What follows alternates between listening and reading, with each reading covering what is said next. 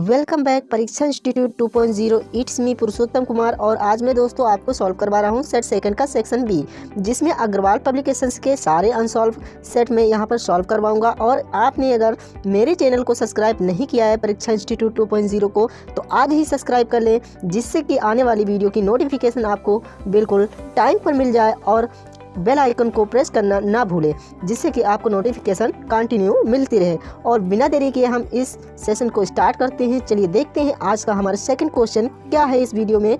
तो वीडियो में second question आपका जो है वो है, write an application to the principal of your college requesting him to grant leave for a week to attend your sister marriage. तो आपको क्या करना है, एक एप्लीकेशन लिखना है अपने स्कूल कॉलेज के प्रिंसिपल को, जिसमें आपको 1 वीक की छुट्टी चाहिए। वो भी किस लिए छुट्टी चाहिए, अपनी सिस्टर की मैरिज को सेलिब्रेट करने के लिए। तो आपको छुट्टी चाहिए, इसलिए आपको एप्लीकेशन लिखना है। और नीचे और में यहीं पर क्वेश्चंस है, वो है write a short letter to your elder brother to send you some money to purchase necessary book. आपको अथवा में लिखना है, या तो ऊपर वाला आपको राइट करना है या नीचे वाला। तो यहाँ पर मैं आपको केवल एक ही सॉल्व करवा रहा हूँ, वो है ऊपर वाला। आपको एप्लीकेशन लिखना यहाँ पर बताऊँगा, वो भी अपनी सिस्टर की मैरिज पर आपको जाना है और आपको छुट्टी चाहिए। तो एप्लीकेशन कैसे लिखना है वो आपको मैं इस वीडियो में मैं बताने वाला हूँ। थर्ड क्वेश्चन भी यहाँ पर हम मेंशन करने वाले हैं, जिसमें आपको article based on given close, आपको एक टॉपिक पर नोट्स लिखना है, आंसर एनी 1 क्वेश्चन। तो आर्टिकल बेस्ड आपको यहाँ पर नोट्स राइट करने हैं। तो चलिए देखते हैं, यहाँ पर इन दोनों क्वेश्चन के आंसर मैंने नीचे राइट कर रखे हैं। तो सबसे पहले यहाँ पर हम सीखने वाले हैं एप्लीकेशन कैसे लिखना है। तो एप्लीकेशन कैसे लिखना है, एप्लीकेशन लिखने के लिए सबसे पहले हमें क्या करना पड़ेगा, लिखना है टू द प्रिंसिपल केंद्रीय विद्यालय लखनऊ। मैंने यहाँ पर आपको सबसे पहले टू द प्रिंसिपल लिखना है, फिर कॉमा लगाना, उसके बाद में विद्यालय का नाम, अपने स्कूल का नाम राइट करना है। फिर आपको डेट, जिस डेट को आप सबमिट कर रहे हैं इस एप्लीकेशन को, वो डेट। उसके बाद में आपको सब्जेक्ट यानी कि विषय जरूर होना चाहिए आपके लेटर्स में, तो विषय आपको राइट करना है। उसके बाद में लिखा हुआ है आपका स्टार्ट होता है एप्लीकेशन, फिर स्पेस थोड़ा लेना है, जिससे कि आपका पैराग्राफ अलग दिखना चाहिए। तो यहाँ पर लिखा है आपका, most humbly and respectfully say that I am Abhay Kumar, student of class 9th। I would like to inform you that I am writing this application to you to request you to give me 5 days leave. I want this leave for my sister's wedding date 5 to 9 February 2022. So therefore request you to kindly grant me leave for sister's marriage. I will forever grateful to you for this. उसके बाद में sincerely name, roll number आपको right करना है।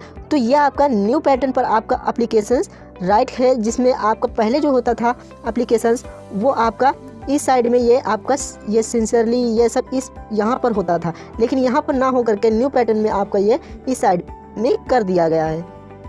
तो इस तरह से आप एप्लीकेशन राइट कर सकते हैं। चलिए इसमें कुछ और भी चीज़ें हैं वो भी जान लेते हैं। तो आपको अपना एप्लीकेशन कैसे लिखना है वो प्रॉब्लम से, तो आपको अपना एप्लीकेशन लिखने के लिए जो भी यहाँ पर रेड कलर का है इसको आप रिमूव कर दीजिए, यहाँ पर अपनी डिटेल्स फिल कर दीजिए आपको यहाँ पर आराम से, और यहाँ पर अपना क्लास चेंज कर लीजिए। बस आपका एप्लीकेशन तैयार हो जाएगा इस तरह से। और थोड़ा सा चेंज करने के लिए यहाँ पर आपको क्या करना है, यहाँ पर अपने विद्यालय का नाम चेंज कर लेना है बस। क्वेश्चन थर्ड का आंसर। तो क्वेश्चन आपका थर्ड जो था उसका आंसर क्या है वो देखते हैं। तो आपको एक नोट्स लिखना था, एस्से ऑन कास्टिसिज्म इन इंडिया। तो कास्टिसिज्म पर आज हम एस्से राइटिंग आपको बताने वाले हैं, विद हिंदी प्रैक्टिस करेंगे, जिससे कि आपको अच्छे से समझ में आ जाए। चलिए स्टार्ट करते हैं इस वीडियो को।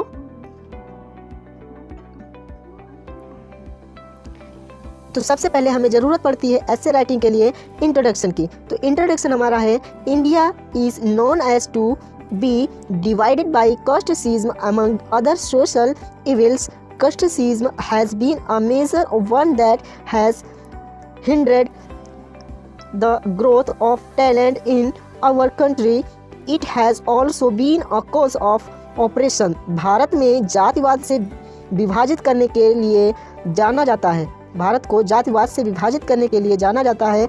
अन्य सामाजिक बुराइयों में जातिवाद एक प्रमुख है, जिसमें जिसने हमारे देश में प्रतिभा के विकास में बाधा उत्पन्न की है, यह भी उत्पीड़न का कारण रहा है, क्योंकि कास्ट जो है वो हमारे देश के विकास में एक तरह से बाधक है। Casteism detect religion and social life next heading है हमारी, तो इसको चलिए स्टडी करते हैं।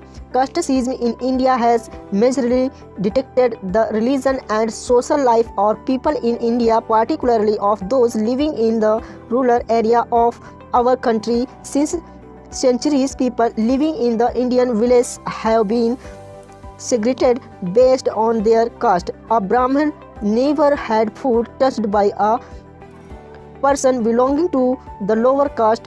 Marrying a person belonging to the other caste is considered to be a crime in our country, while people living in the metropolitans have become open to the idea of intercaste marriage in the modern area.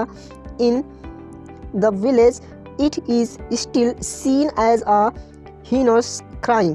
People do not hesitate taking the lives of those who marry someone from another caste.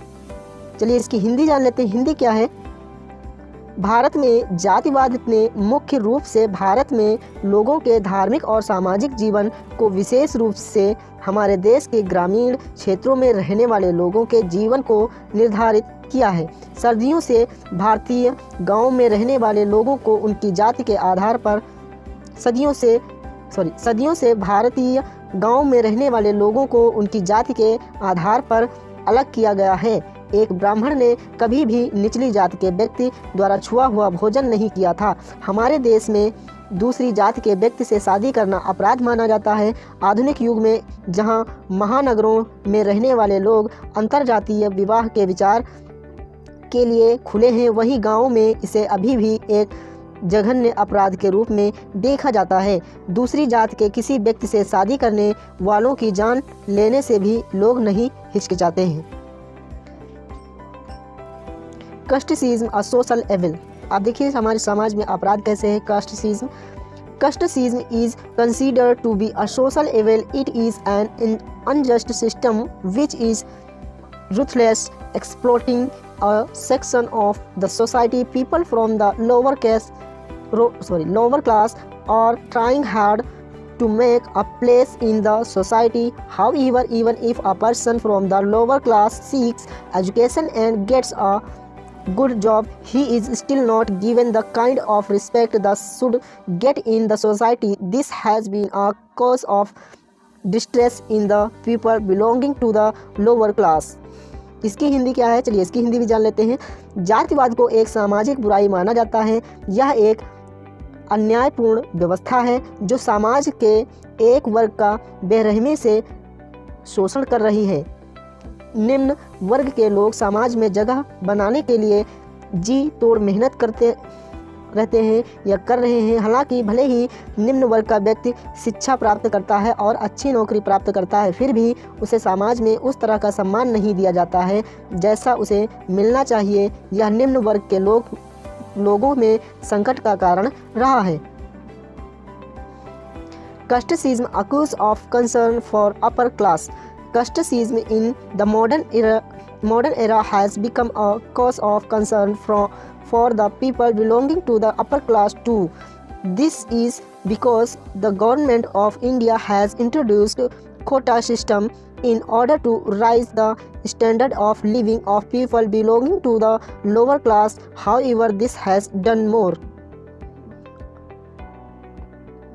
harm than good to the society. This is killing talent and contributing to brain drain in India. आधुनिक युग में जातिवाद उच्च वर्ग के लोगों के लिए भी चिंता का विषय बन गया है।